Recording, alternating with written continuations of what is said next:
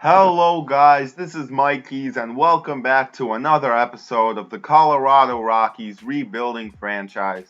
Currently, we are sitting at 6-6 and are now here at the Great American Ballpark to play the Cincinnati Reds, who are off to a surprising 7-5 start despite being in a rebuild season. There's their starter, Dan Straley. He's just a fill-in guy during this rebuild period in Cincy. He's probably not going to stick around very long.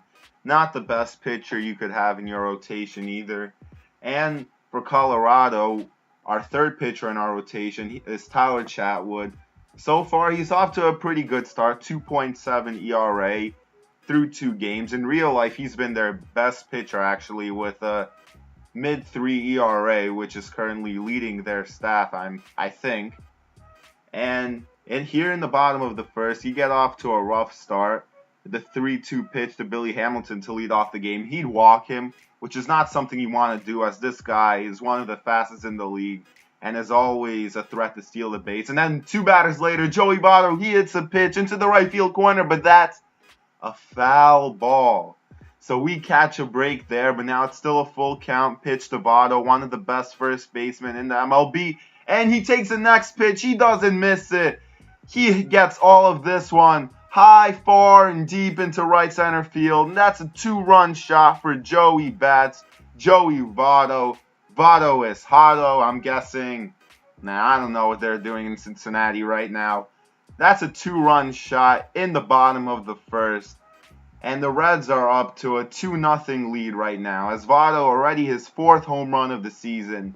He's been one of the guys leading this fast start for the Reds, who, although they're trying to rebuild right now, they still have a lot of veteran talent that can perhaps surprise a few people and lead them to a good record and maybe even a wild card or playoff berth. Who knows? And then the next guy, Devin Mesoraco, he takes the pitch from Chatwood. He hits into left center field for a single, so that's already a pretty bad start for Tyler Chatwood, who also might not stick around, as he might also be a spot-in guy for us. But there he gets Brandon Phillips to ground out into the inning-ending 5-4-3 double play to finally escape the first inning, despite giving up that 2-run homer. And then here in the bottom of the second, Gerardo Parra, who's gotten off to a red-hot start since being signed, he gets our first hit of the game with a single right down the middle.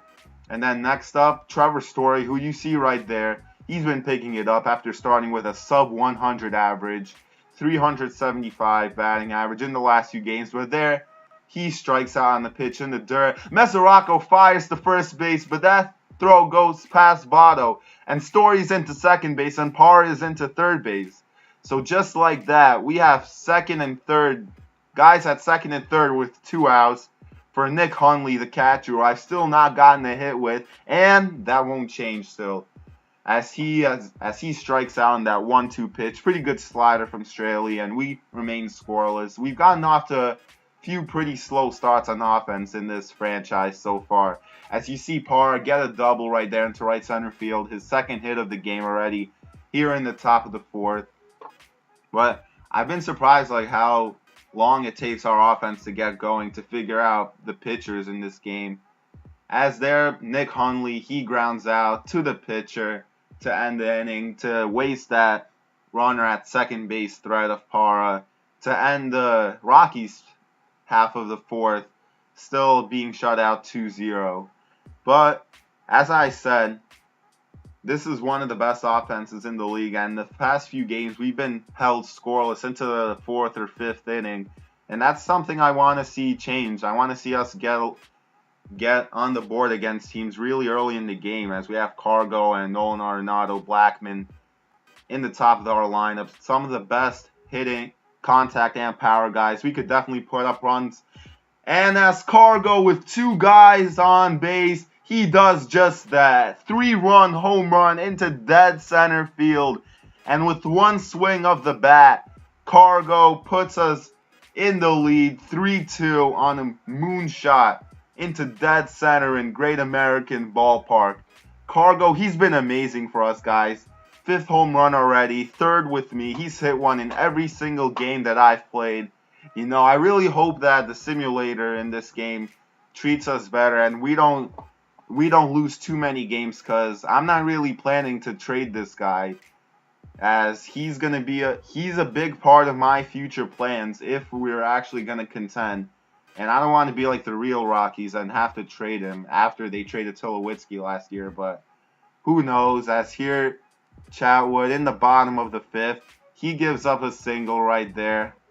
And now the Reds, they might try to tie the game back up after giving up that 3-run shot.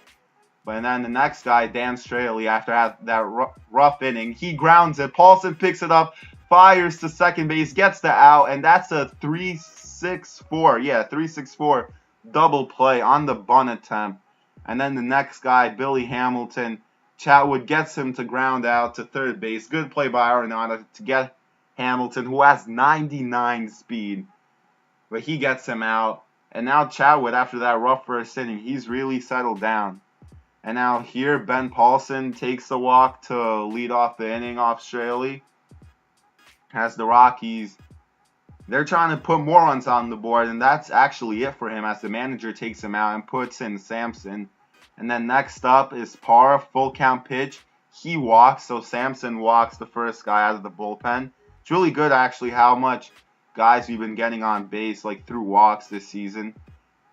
Like, even though we've not been the best hitting team, we've gotten a lot of walks. As Story breaks his bat, grounds out, but at least he moves the runners up. And then for some reason, they decide to walk Hundley.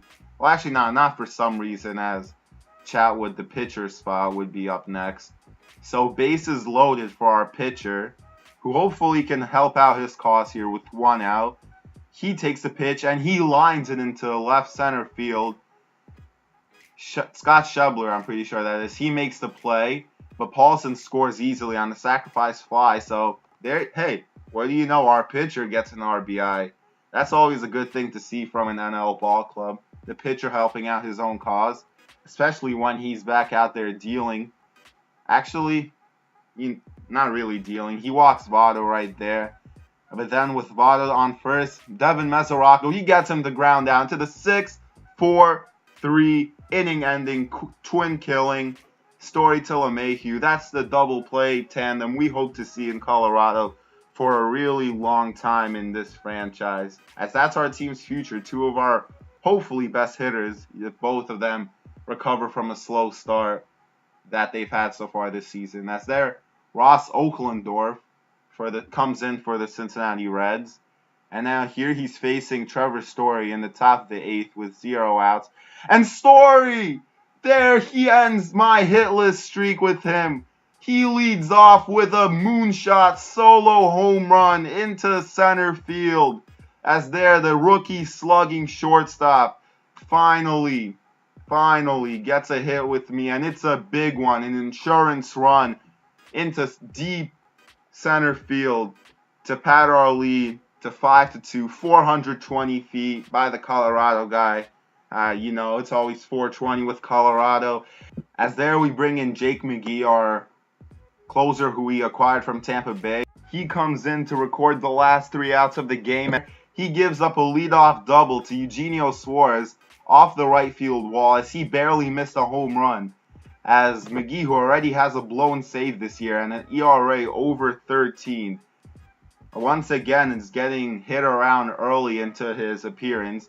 As the next guy, Joey Votto, full count pitch. He takes a high fastball for ball 4. So now the Reds have runners on first and second with 0 outs, but Devin Mesoraco strikes out on the backwards K, as that's a big first out for McGee. But then Brandon Phillips, he takes the pitch into right center field. That's an RBI single. Suarez scores. Votto dives into third base, and the Reds have cut the lead to 5-3, as McGee just can't get any outs right now. As Jordan Pacheco comes in as the pinch hitter, Ivan DeJesus comes in as the pinch runner, and Pacheco, he takes the walk.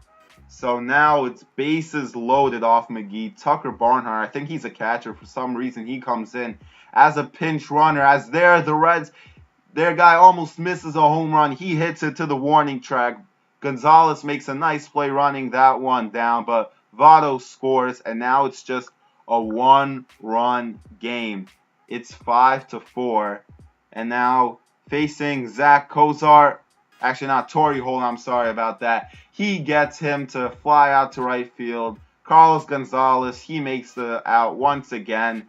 And the Colorado Rockies once again escape with a narrow victory after Jake McGee, who's supposed to be a shutdown closer, once again almost blows the lead for us.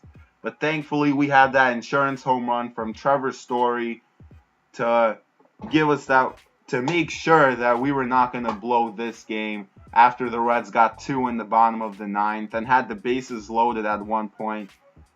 And Tyler Chadwood, just like De La Rosa and Lyles, he also impressed. He went 7 innings strong.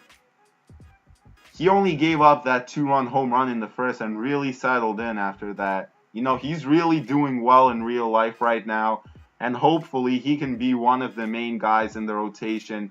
Maybe not just this year, but in the future as well, as we bring up some of our best guys from the minors. So as we take this one 5-4, thank you guys for watching. Please like and subscribe if you enjoyed this video. Really trying to make something big out of this channel. There you see our player of the game, Chatwood. And this has been Mike Keys. Thank you for watching, guys, and I am out.